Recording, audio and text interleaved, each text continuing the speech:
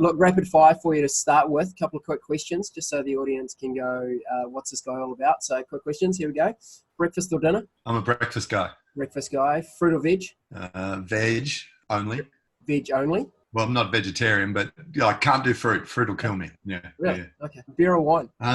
Zero. I am a non-drinker and have been for 2 years now, in my 50th year. But if I had to choose, it would be wine and whiskey.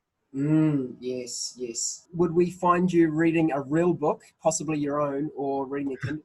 I'm not going to read my own book because my wife says they're a cure for insomnia, which is not true, and you should all read them. But by the way, all of my books are digitally free. I made the decision that I'm in the business of experiences, not ideas. Now, you will find me reading Kindles. It depends what I'm reading. If it's a consumption piece or a business piece, I'd rather have it digitized so I can take notes, flick it to Evernote, put it up, curate it out to social media instantly. But if it's one of my deep reflective books, I actually want to hold it in my hand, and for some reason.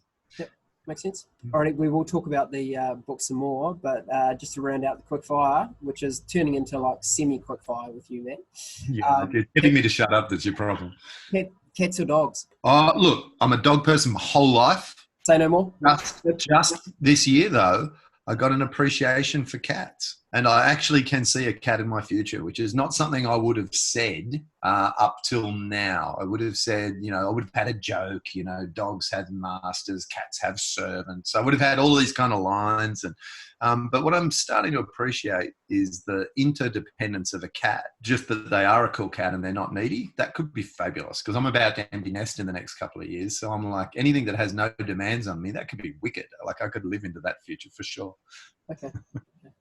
Your philosophy revolves around the word next. Tell us what that means to you, and then what's taking mind share for you around what's next in Matt's world. I think, Matt's world and the world are not always the same thing, even though they have a Venn diagram of some sort. But I think I'm a big fan of evolution. Whether you call that personal development of the 80s and 90s, whether you call it the growth mindset that Carol Dweck talks about, whether it's the concept of continuous improvement, that's a big part of the breakthrough network and the proposition of coming together and sharing ideas. I'm just big on the expansiveness of tomorrow can be as good, if not better than today. And I love the idea, may your best todays be your worst tomorrows. I love that turn of phrase. Mm-hmm. And so for me, I just don't think you shrink your way into the future. I think what you do is you stretch your way into the future, and you want to push the edges of what's possible physically, mentally, spiritually, energetically, and absolutely commercially. Because I'm a big fan for the deregulated quality of a good commercial offering to determine whether something has value. It's not the only way to determine value. There are things that don't make money that are extraordinarily valuable for society. Make no mistake, big fan of that. But one of the easiest things to test, because you can sit alone by yourself and go, I've got a great idea. But if no one pays you for it, I'm not sure it's that great. Now, that's not to say that there aren't great ideas that don't have a commercial traction to it. But I do find it's one of the easiest experiments for value is to go, will you pay me for this? And if someone goes, no, then you might be off, So I think what's next is that we get closer to the customer. I think what's next is that there's no doubt the technological disruption's off the charts, right? So, you've seen that Facebook post that goes around like an infographic where they go fastest growing transport business, Uber owns no cars, fastest growing accommodation business, Airbnb owns no property, blah, blah, blah, blah, right? Alibaba, biggest retailer, has no inventory, da, da, da, da, da. And off it goes. But essentially, if you looked at the Financial Times top 10 in 2007 and 2017, you'll see that Microsoft and Google or Alphabet and all these others are in the top 5 now, when Microsoft was the only one in the top 5 and the top 10 a decade ago, which shows that we're moving from bits, and products into services and solutions. So I think that what's next is not the technological disruption and the rise of robots. It's the rise of humanity. And I reckon what's next is that your humanity as a leader or a business owner is your commercial advantage, your competitive advantage. And the customer experience is your smartest bet on the future. And that's my prediction for what's next in the communities that we care about, the breakthrough community, yours and mine, shared interests, across all those things. I think we increase the humanity, and that we need to get quite engineering about that. And I think that's the future that we all need to be focusing on. Yeah. So aligned with your thinking there, Matt, around the humanistic element of what's happening going forward. And I think we've seen through changes in time, industrial revolution, etc. And when, oh my God, machines are going to take over, then it became robots and then became AI. And it's always been the human element that has evolved and surpassed the technological piece to keep going. So, yeah, all the pundits are, we know that AI is a thing. It is a thing. It's clearly, and robotics is part of that. But the automation anxiety that people have got towards that future, I think is fair if you're playing an average game. I think if you are playing the middle of the road status quo, I think, you're probably going to be out of business sometime very, very soon. But if you have this continual goal, and even just like the S curve that sits behind the breakthroughs proposition, is about this idea that you've got to continually reinvent, and that what Marshall Goldsmith, the leadership expert, says, what got you here won't get you there, right? And that's that classic idea of how do we become something more while still being all that we currently are, and it's closing that gap which becomes a cognitive dissonance. And Brian Tracy says you need to be blessed with dissatisfaction. And that means you got to somehow be okay with, we're not there yet, but I'm so okay with where we are. And when you can do that, it's almost like a Zen koan, isn't it? You're almost holding on tight with an open palm. And when you can get those two ideas coexisting, I think you're in that sweet spot of reinvention and growth. So in your advice, how does someone try to get themselves into that zone? For me, I think there's almost like this vertical line that runs through our lives. And depends how woo-woo you want me to go, Ryan, but let's say we're talking to people that don't know me yet and haven't got any relationship with me, is I'd go, what you need to do is you need to rise up. So you need to be the best version of you can be. You need to be the best leader possible. You need to be reading a book a week. You can't, so you need to read them on Blinkist, 5 swipes of the finger while having a coffee, get across the book summaries, develop a whole new way to reinvent. You need to grow physically, mentally. You need to be continually upskilling. This is not something you did when you were 18 at school or 20 at university. The imperative to learn is now everywhere. So rise up, be the best version of yourself, clear up your baggage, enroll in a landmark course. If you've got some behavioral sharp edges that mean your emotional intelligence is lacking, fix it. If you're still running your mum and dad's paradigm of how to behave as a human, if you won the parenting lottery, keep it up. But if you didn't, it's time to rise up. So I really believe that this vertical line has a peak where you're basically saying, as I try to be the uppest version of myself I can. Not up myself, but I'm trying to be the best version. And then what you got to do is you got to go down, or what I call fall back. So I think the two things that you need to do to be okay no matter where you are is you got to rise up, and then you got to fall back.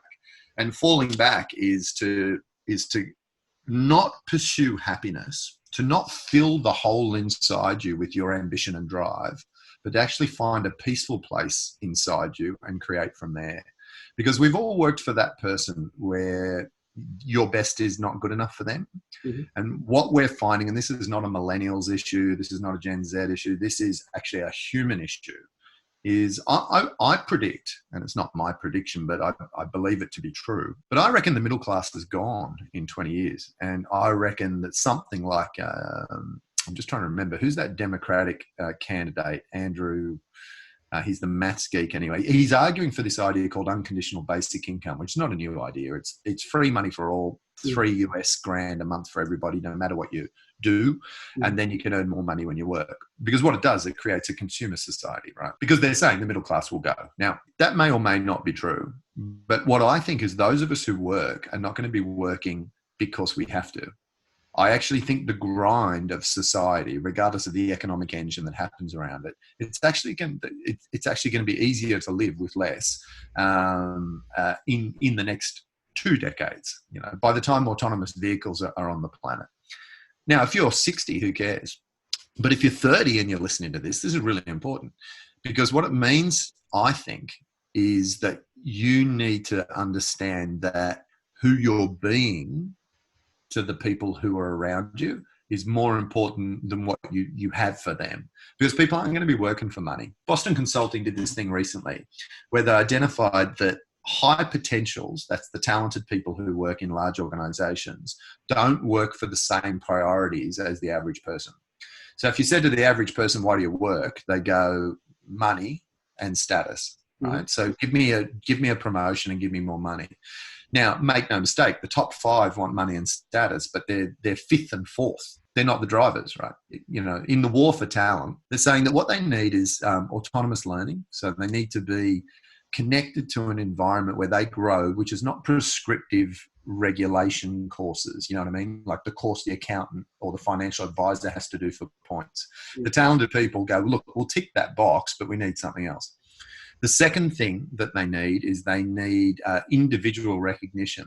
And this is to do with Maslow's hierarchy of needs and the fact that the physical needs are being taken care of. So belonging becomes critically important, which is why culture drives what you do.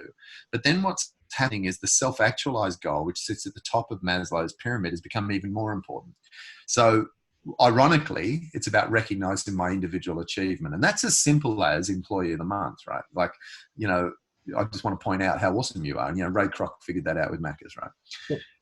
And then the number one thing, which blows my mind, is they essentially, they want their LinkedIn profile to be awesome. They're not going to work for you forever, but what they want to do is they want to invent the iPhone on their watch with you. They want to be able to say, that's a project of significance that I participated in company X. And then they'll take that to another company. They'll leave you.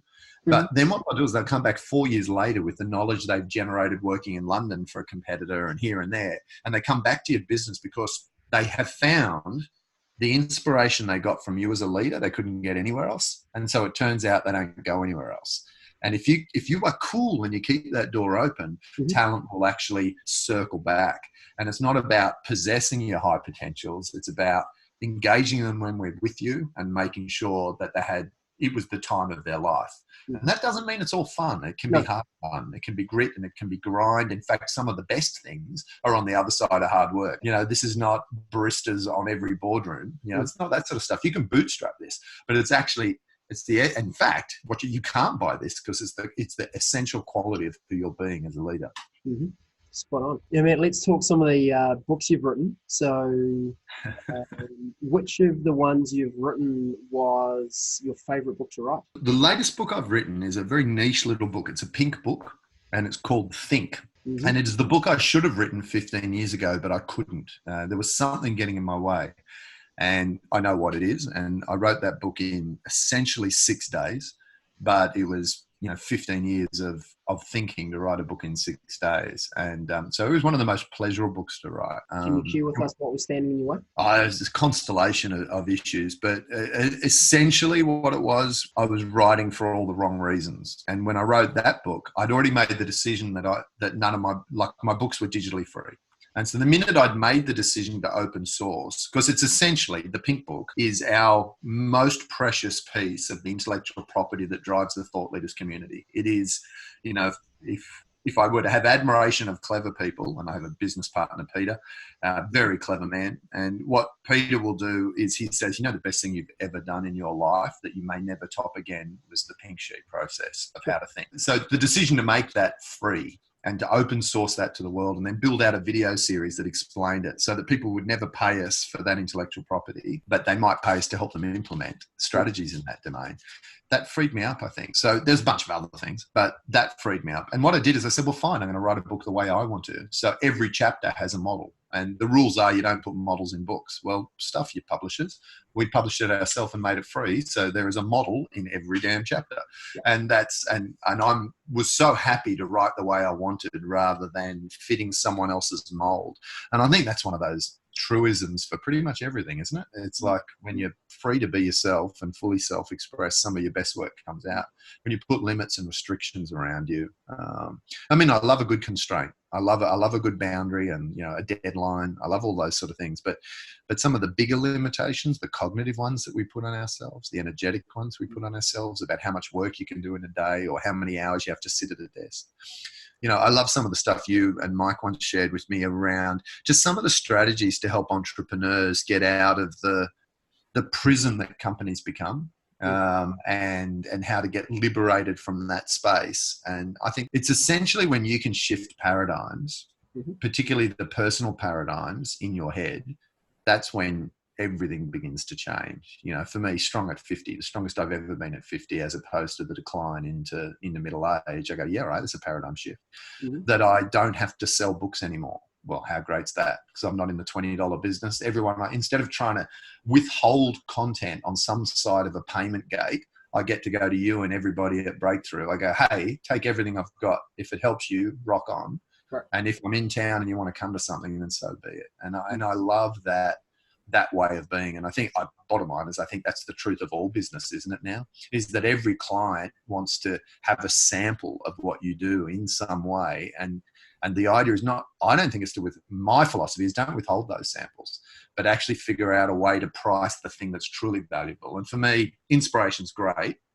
Ideas are fantastic, but implementation's where it's at. So if you can take an inspiration and do something with it, that's worth paying for. And talking about freeing yourself to write the Think book, it reminded me I attended this really great speakership course a couple of times actually, and the smart guy at the front of the room that was leading the course said, you've got to get past the disease to please. Yeah. And for those of you who don't know, I am talking about the speakership course that Matt Church himself runs, which I'm going to talk a bit about at the end of this because that was smooth. It was smooth, brother. I don't think anyone noticed that. That was smooth. It was so good that I went twice, and that's one of your phrases, Matt, that plays in my head all the time, is that disease to please. And I think the same thing whether you're coaching someone one-on-one, whether you're dealing with one of your own team members, whether you're writing a book, whether you're running a program. If you can get past yourself and actually think about what the help is to the people on the other side, it's a really good place to be. I was talking to a psychologist the other day. I said, so how do you, what does customer service look like in psychology? Because the customer's always right, except when they're not. And the whole point of going to a psychologist is the customer isn't. I said, how do you reconcile that? And she said to me, look, the key is to be a good psychologist is you have to want the best for the part of the person that wants the best for them. And I had to think about that for a little bit because it was like double negatives. But essentially, she said there are parts within every person that you can speak to, and you don't have to be speaking to the part of the person that's presenting itself to you right now. That might be the scared, cranky, uptight, irritable. And it led me to... there's this phrase I've been mulling around in my head that I quite like, and that is that you lead best when the best version of you talks to the best version of us. And the etymology of that idea was that conversation with a psychologist, which is, so I don't have the disease to please the part that is in front of me. And ironically, as a public speaker, when you get over that need, you become almost like that comedian I'm not trying to get you on side, I'm trying to make you laugh. And if that means to put you off, then I will. Now, that's not to say that that's the strategy for a person trying to launch a business into a market or raise funding or pitch venture. But there is this certain coolness. And I think what we do as humans is we know when someone wants something too much and, when they reek of desperation. And this is the difference between selling from conviction, which is, I have something, it's really good and it's perfect for you. If you want it, this is what it costs. Right now, that's conviction selling versus tell me all about you. What are your problems? Oh, how coincidental. I have a solution for that. And I want to have a shower because I feel like I just bought a used car. So I think as the buyer gets more sophisticated, and the internet guaranteed that, right? We're all one Google click away from any piece of information. I think the ability to stand in your power and not to be arrogant, because I think humility comes with this. So I'm harping on about turning 50, sorry, dude. But I actually wanted 50 people at my 50th, and I did a list and half of them are from New Zealand. So Mhm. I said, getting 25 people to fly over to Sydney makes no sense. So I needed to do 2 parties. And if you said, well, why? And I go, well, and I can talk to any gender, but what I think is that there is a grace in the Kiwi male particularly that I enjoy. And it's almost like they were well brought up. They get to this point where they go, happy to hang shit on you, happy to talk about stuff to a point, but there's a point where it stops. And that point is this dignified moment. And somehow that's relevant to whatever I was talking about, but I've forgotten. Connect me back. What were we talking about? I have no idea. All right, cool. But I got to say I like Kiwis, which I guess was part. That was good. But I figure it was deeper than that. There was something more profound than that we were going with. But anyway. It was good no matter where it ended up, even if you're saying Kiwis are good, so we'll take that. We're all good. Yeah. Tell us about a time when you feel like you've had your back to the wall and you've had to overcome challenge. Oh, shit. I've had a few. I remember early in business, I couldn't afford a wedding ring. And I was so in hock. Now, Lexi and I have been married 22 years together, 30, right? So I had to sell my car to buy a wedding ring, well, an engagement ring. And beautiful thing is when we turned 50, I had a bit more money and was able to get better wedding rings, which was awesome. But that was one time when I was economically had my back to the wall, and one of my mentors, she just reached into her pocket and just put 50 grand in my bank account one Christmas. And I just went, and it took me 6 years to pay that back because I was struggling. And to this day, I don't know if I've been as good a mentor to some of the people in my life as she was to me, but I'll never forget that moment of just absolute unconditional faith. And it reminds me that the quality that we can give to each other in community and in network and in friendship is the quality of encouragement and belief, isn't it? It's that quality that says, you know, I believe in you even when you don't. I love that prayer that people talk about, like it's a poem about footprints in the sand. And I can't, you know, I don't identify with any religion, but I'm highly spiritual. And it's basically, there was 2 sets of footprints, which is like God and you walking along the sand. And then there's one set of footprints and, you know, the person turns around and goes, oh, why'd you leave me? And God turns around, what do you mean leave you? I was carrying you. And so backs to the wall, man. I've had my back to the wall personally. There's things I've done that don't match my internal vision of myself. And so I find that almost untenable. But, you know, you do something that's outside, say, your perceived value set, and you start to explore, who am I as a person? Who am I as a man? About 2 months ago, I had what I call Nutcracker Day. I was just kicked in the nuts, like 9 different ways. And essentially what happened is every way that I saw my identity as good just got hammered on one day. So I thought I was an awesome husband. Yeah, not so much. I thought I was an awesome dad. Yeah, not so much. I thought I was an extraordinary speaker. And I had this person in Bali give me feedback about how much I sucked. And there was like just like no joke. By the time the 5th one had happened that day, because this all happened on one day, I was just giggling. I was just stripped so bad because every version of my internal identity that said I was good was just getting hammered. And I've got to say, it's possibly one of the best things that's ever happened to me, because on the other side of that, I go, well, yeah, it answers that Zen question of who are you? You know, who am I? And it goes, well, you're nothing. Now what are you going to do?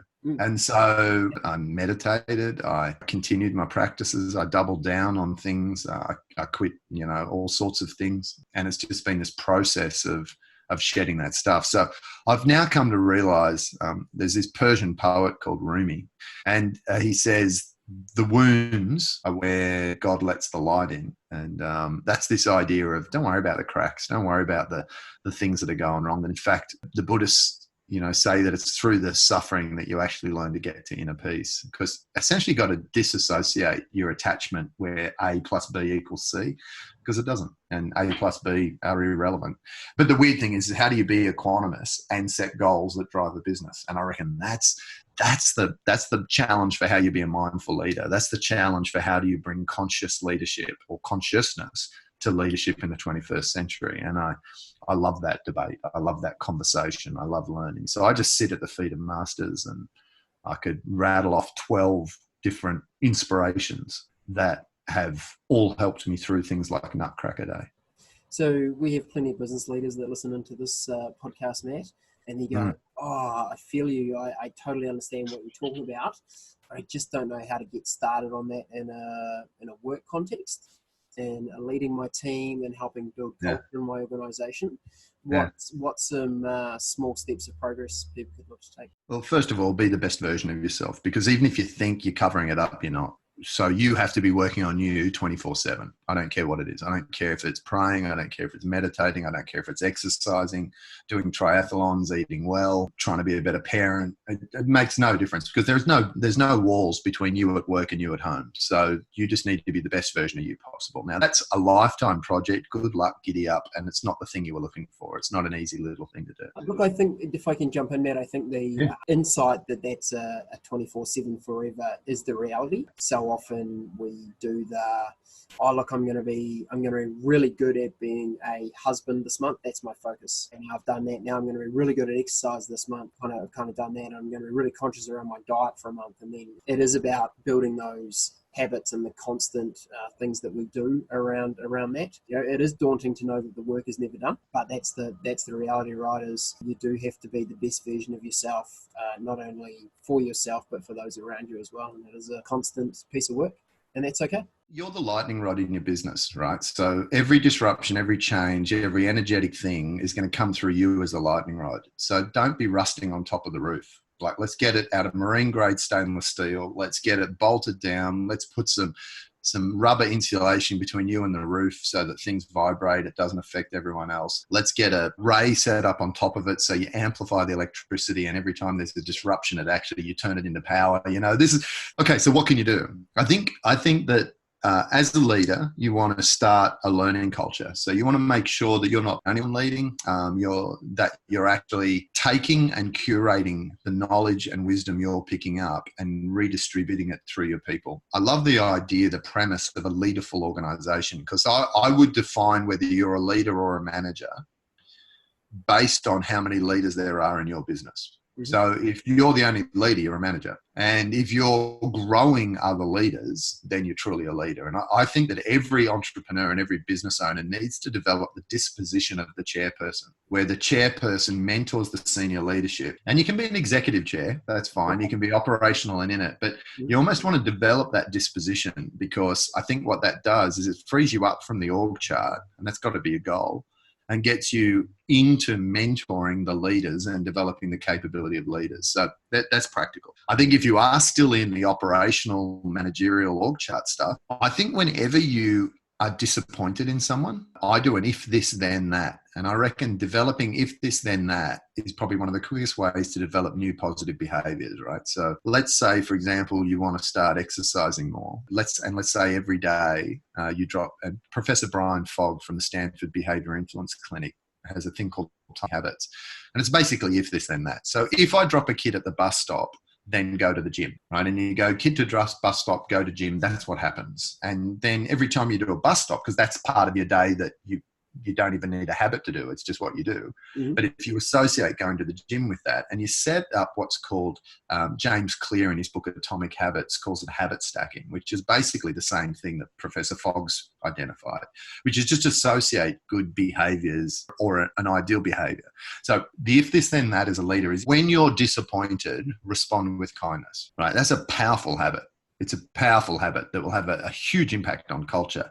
And it's counterintuitive, because we're in a culture of feedback and a culture of KPIs and a culture of 360 degrees and constructive criticism. I am of the opinion that there's plenty of criticism going around, and good people are the hardest critics on themselves. That in fact your superpower could be encouragement and kindness, not feedback. Now, interestingly, anthropologists say that parenting and leadership are the same thing. Now, don't worry if you don't have kids, that's cool. There's two types of people in the world, those with kids and those who go on good holidays. But if you're, even without a kid, they're saying anthropologists believe that leadership and parenting are almost the same thing. There's some research that's out of North America looking at high-performing kids who get scholarships at US universities. So they're physically talented and academically really good, and only 5% get placement in NFL and NBA and NBL and all those things. So the other 95% were just getting cheap uni or free uni. And they asked them, what was the toughest thing about being such a high performer? And they've done this over multiple thousands of them. them and over many, many years. And it's basically the drive home on Saturday when your team lost, and it's the way the parent talks to you in the car. And they're saying that Nana nails it, because when you lose with dad or with mum, depending on how competitive they are, the drive home is, well, you know why you lost? You lost because the coach had the wrong players on in the final quarter. Now, what have I told you about sitting on the bench, Johnny? Get up, be a demand. And I can hear my father and me parenting and the echoes of Ghost Past of how all of us have been well-meaning trying to improve the performance of our kids. When in fact, they've identified that a high-performing kid doesn't need that. And in fact, it doesn't help. That what they need is they need what Nana does. So you're driving home on Saturday and Nana's the one that took you to sport instead. Nana looks across and goes, oh, you lost. That's a shame. Shall we go out for lunch? Ice cream? Yeah. And you go, yeah, Nana. And the failure becomes normalized. Now, we know, whether it's Eric Ries and the lean startup methodology or just this basic idea of continuous reinvention that's in the breakthrough curriculum, we know that you're going to fail. And everyone says you've got to be okay with failure. And then they say things like, you've got to fail smart. And it kind of shits you because it's counterintuitive to the way we were brought up.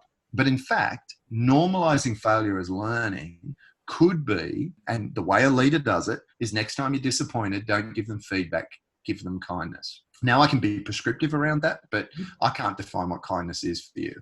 And if you want me to go way out on a cloud and float around with pixies, here's what I'll say. The question you should ask yourself in any given moment as a leader is, what would love do? What would love do right now? Now, I don't know how you define love, whether you've got any in your life or you even understand it. And what's love got to do with it? Well, everything, apparently, Tina. So it's everything to do with the engagement of humanity and the inspiration of humanity. Now, you can define love at 8 levels. You can read Chapman's book on the 5 love languages and realize that one of your kids' love language is quality time, or another one's is acts of affection, the other one's is gifts of receiving, and just even just starting to get into the idea of love and kindness as a leadership capability and not as a parenting disposition. You actually start to get how to influence and build culture where these millennials and talenteds leave and come back, bringing the DNA of excellence back into your business again and again and putting you on this massive growth cycle. And when you build a organizational culture centered around love as a word, how much value gets created in the organization. And, I mean actual P&L value, but also the value that's created as a community of people striving for good outcomes. Phenomenal. What does love look like? And what would love do? I actually think we're going to get a lot of nuances. We're going to get it in all kinds of levels. And for me, when someone says be an authentic leader, I go, I don't know what to do with that. That's a stupid thing to tell me. I don't know what to do with it.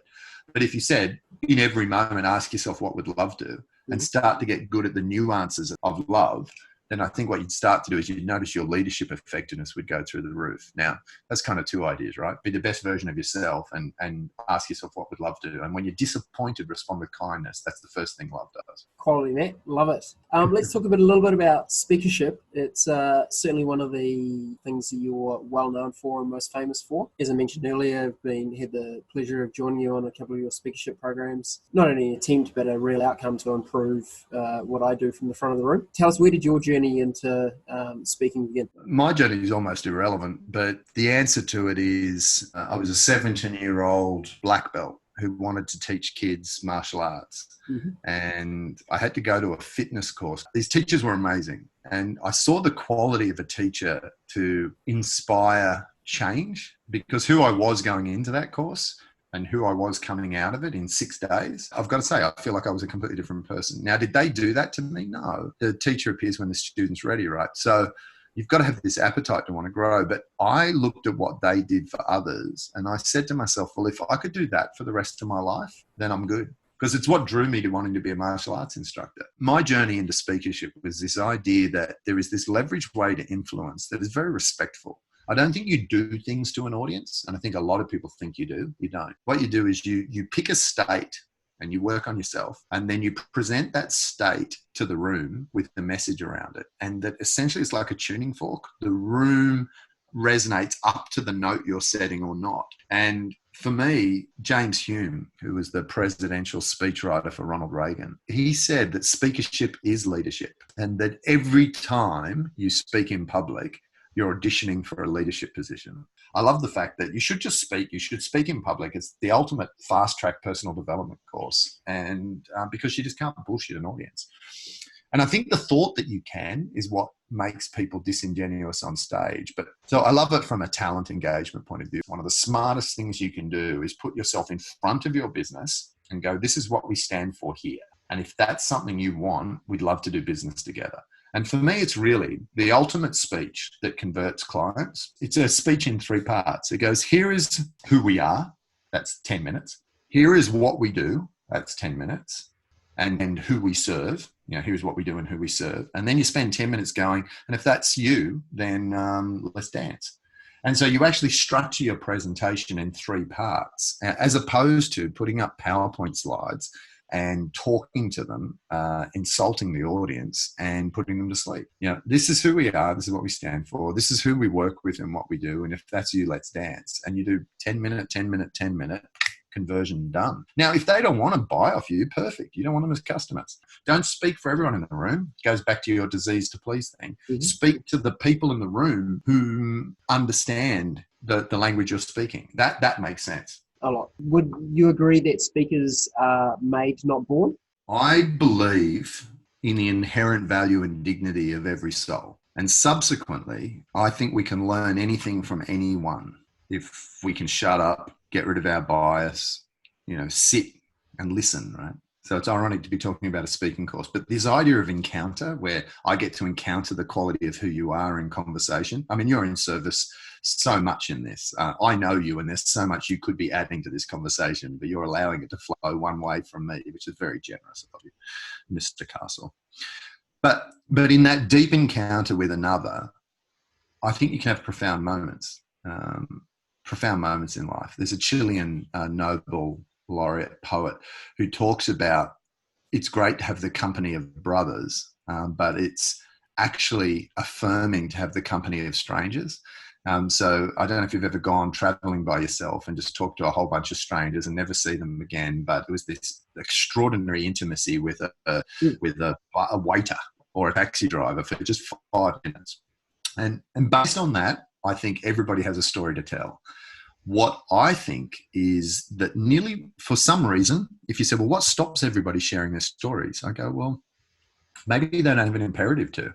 But I think business becomes the imperative to build your origin story, your customer story, your differentiation story. If you just built those 3 stories and you shared them in that 10 minute structure, you'd be an awesome speaker, because we get to see who you are. You don't need to make it more complex than that.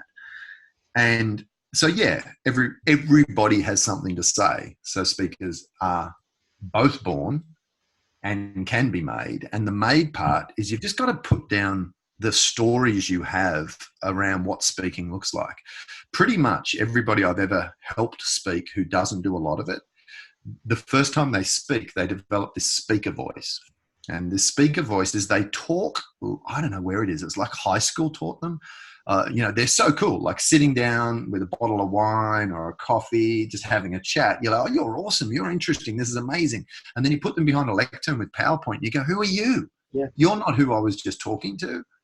And so this idea of the hardest part of the work of being a good speaker, whether it's to drive business or to make a living out of it like I do, the hardest thing to do is to amplify who you are authentically, because it's counterintuitive. You've actually got to take those parts of you, blow them up, and then kind of put it together in a coherent way. It really comes down to this. It comes down to when you get up in front of a room full of people, you need to be vibrating higher than when you're sitting at home behind a desk planning a presentation.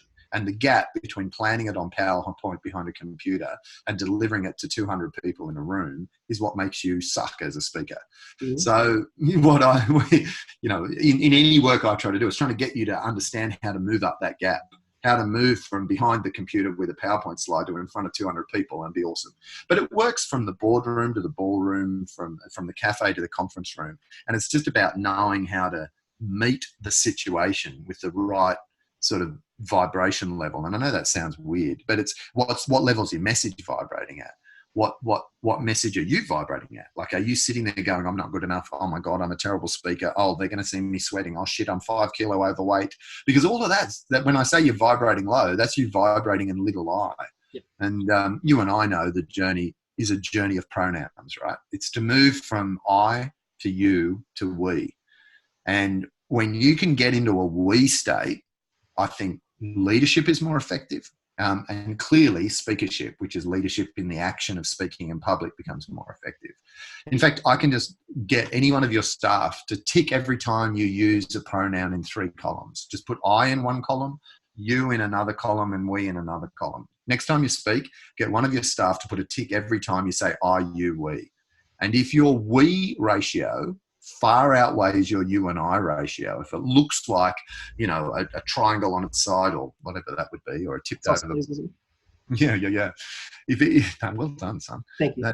That education was not wasted. If you are more to the we space, then what you'll find is your influence is through the roof. And when people go, oh, that was amazing, you're an engaging, dynamic speaker, it's because you were talking in the we and us space. If they say, oh, that was really helpful, that was really instructive, you're in the you space.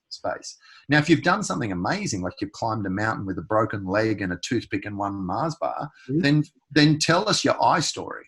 But if you haven't done that, oh, for God's sake, stop.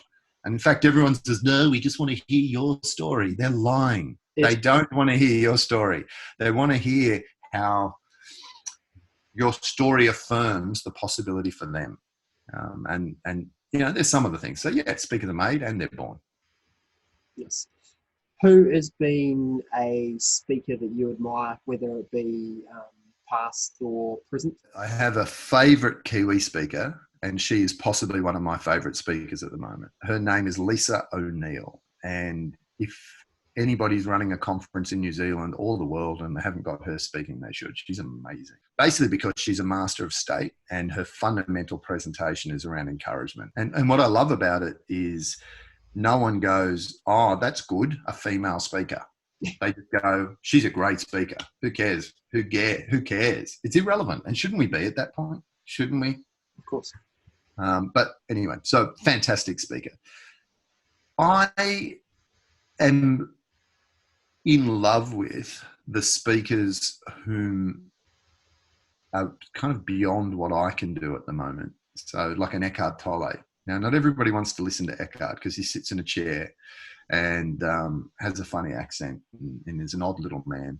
But there is something which the quality that people talk about is called entrainment, which is it almost doesn't matter what he's saying, who he's being on stage while he's saying it actually is the lesson. And so I've spent so many years observing whether someone moved left or right, whether their words were poetic and in linguistic palette, whether their ideas were full spectrum, where they went from the concrete to the abstract and the analytical to the creative, whether their story had a precise beginning, middle, and end, and a complication that got resolved. And all of this is really important. It really, really is.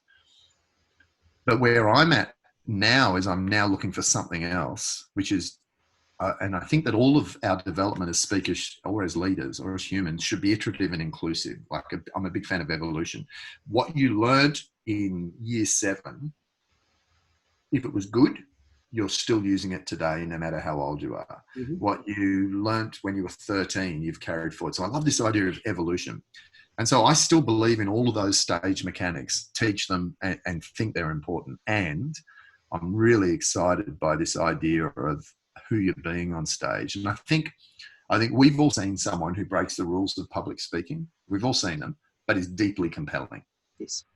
And I'm really interested in what that is. That's where I'm currently exploring this person who doesn't seem to do it by the rules. Mm-hmm. And I'm at the edge of understanding this, but what I think is happening is I think that what state they're in matters more than the script they're delivering. And I go, how liberating does that sound?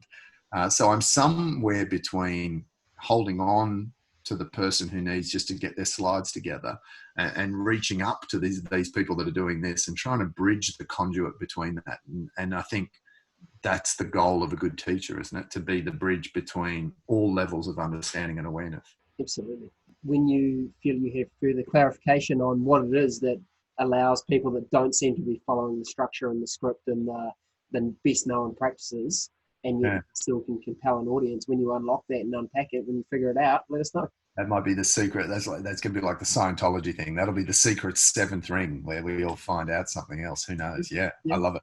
Let's do that. Let's do it in Queenstown. Let's do it only with a select group of people in Queenstown, which is as I said earlier, my retirement goal. So any chance I get to get there, the better. So I am there. Okay. Matt, you have some speakership programs coming up on both sides of the Tasman. As someone that has attended these programs twice, and business partner Mike's attended, we've taken our staff along to them. Shout out to our audience is going, if you do want to improve your art of speaking, or just need to figure out any of those elements from, boardroom to ballroom, as you said, cafe to conference room, wherever it is, look, I couldn't signal higher how valuable the course is that you run, because you do take what appears to be an art.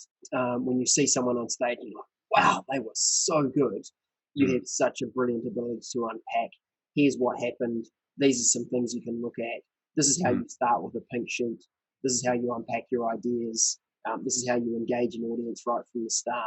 This is how you have some things that allow you to get past yourself and being on stage. So we're going to put some links in the show notes about a deal that we can offer to people to come and join you, Matt. So I think you've got a Melbourne and an Auckland event coming up this year. Yeah, end of the year. Yeah.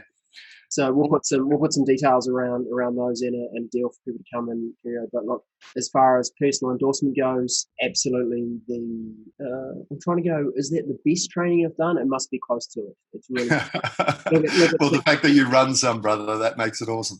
Look, and I think the thing is, we talk about public speaking, but we're also talking about leadership, and we're talking about you being the best version of you. So you get access at whatever one of those three levels you like. And there are people in the room who never want to speak, but have heard that this is a great way to focus on personal development.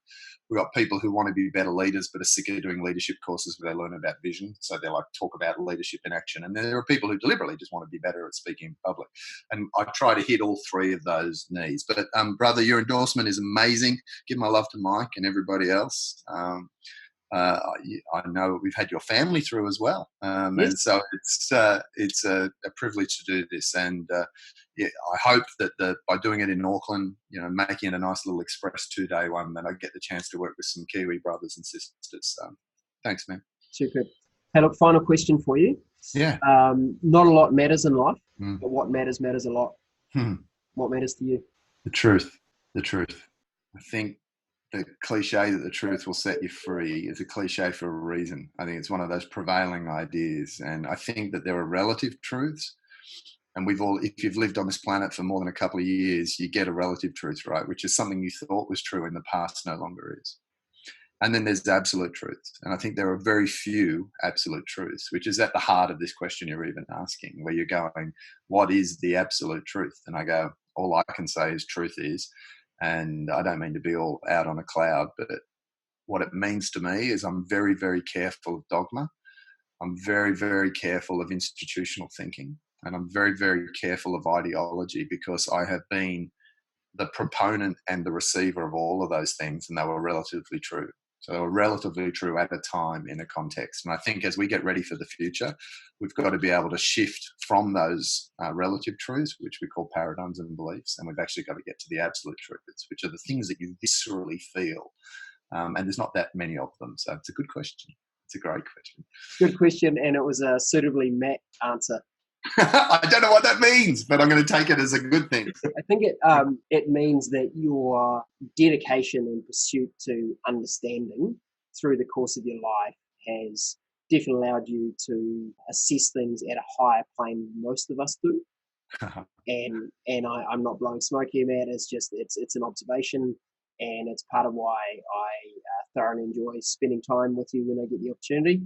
And I just want to say thank you so much for sharing. Thank you for being open and vulnerable with us today. Sharing with our audience is deeply appreciated. Honor and a pleasure. Thanks.